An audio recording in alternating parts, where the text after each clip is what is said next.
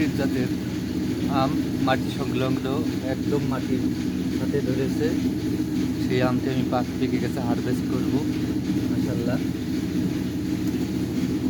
দেখতে পাচ্ছেন আমটা কত সুন্দর, লম্বা, অনেকটা মোটা।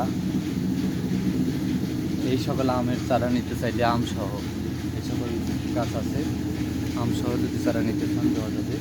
কত সুন্দর আম থোকায় থোকায় ধরে আছে। শুধু এই গাছে নয়, এই পাশে দেখুন,